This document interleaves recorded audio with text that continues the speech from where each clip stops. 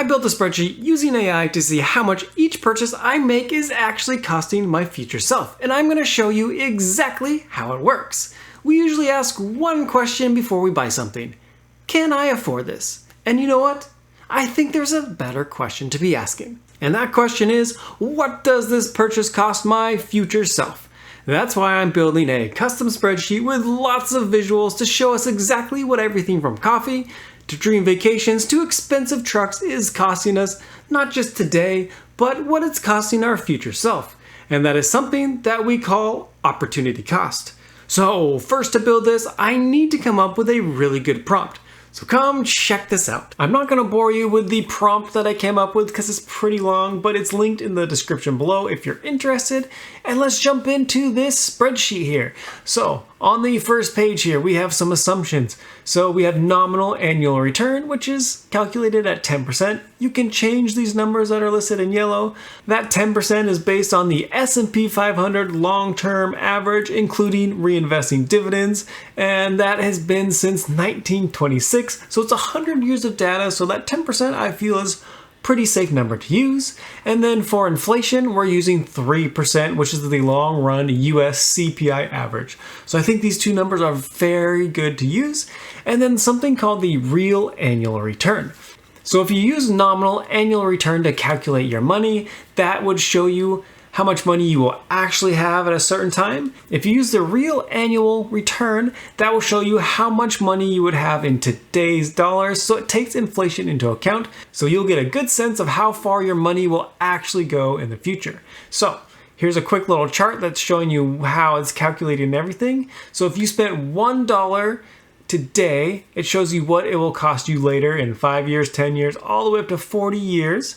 So the real annual return you can see after 40 years is $13.80. So $1 saved today would be worth $13.87 in today's dollars. The nominal return after 40 years would be $45.26. So in 40 years, you would have $45.26, but that $45.26 would buy you roughly what $13.87 buys you today. So that's how that works. The next page is the single purchase page. On this page, everything in yellow is what you can edit and change. So let's say we're gonna buy a new laptop and that laptop costs us $2,000.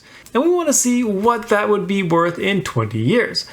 I like using the real return because that gives me a really good idea of the purchasing power of my money. So let's see what happens here. It becomes $7,450. So I could spend $2,000 today, or I could save that $2,000 and in 20 years have $7,450, which, is 3.7 times the purchase price. So I could buy potentially multiple laptops at that point. And remember, this is the real return, so that shows me my purchasing power in today's dollars.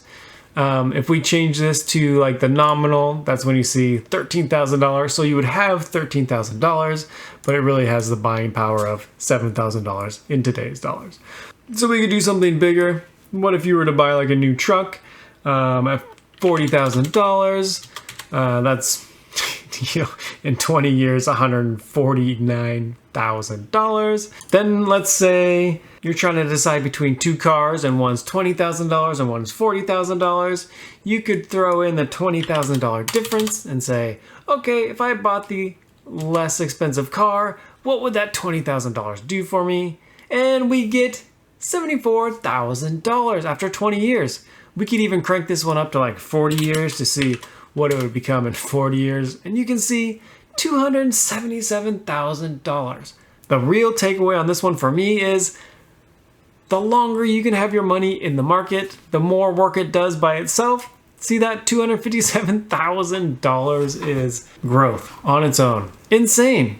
Insane. Okay, the next tab is the reoccurring cost. So let's say we are gonna be buying coffee a few times a week.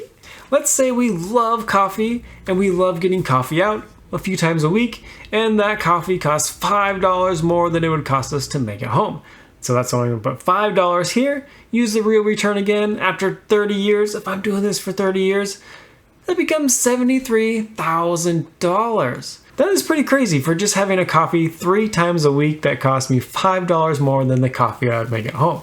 That's not gonna like change my retirement most likely, but it is nice to see what's going on here. Another good reoccurring cost would be eating out for lunch. Let's say we do that same thing 3 times a week, and then maybe it's like $12 more per meal than if you just brought a meal from home, and that turns out to be $175,000 if you do that over like a working career, which is insane. And then for the last tab, we have the compare tab. So on this tab, it allows you to add multiple items. These were generated by Claude, so we can just take a quick look. I'm not gonna dive too deep into this, but it has coffee at $5 for 30 years. Daily lunch out versus packed, $12 for 30 years. That's $12 weekly. This number is super low, but just so we can take a look at this, I'm not gonna really change anything. Streaming services, $45 monthly. New phone, single purchase, $1,000, and a restaurant meal, $60 weekly for 20 years. You can see the monthly equivalent, the future value of each one of these, and it ranks them in order. So eating out of the restaurant is number 1 if we do that $60 a week. So the future value of everything listed is $269,000. The way I would use this spreadsheet personally is just go through different things I spend money on and see if there's anywhere that I'm like, you know what? I do not need to do that every single day or every single week. And you know what? You could see some significant savings if you invest that money instead. Look, I'm not trying to get you to stop spending all your money, but I am trying to get you to think in a different way.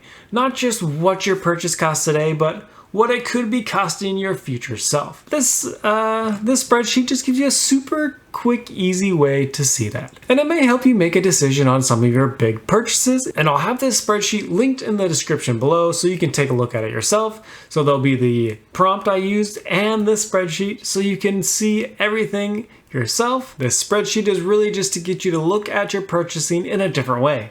Not what it costs today, but what it could be costing your future self. And I don't want you to stop spending money altogether. I want you to just think about your purchases, figure out if it's really worth it to you, and then enjoy what you spend your money on.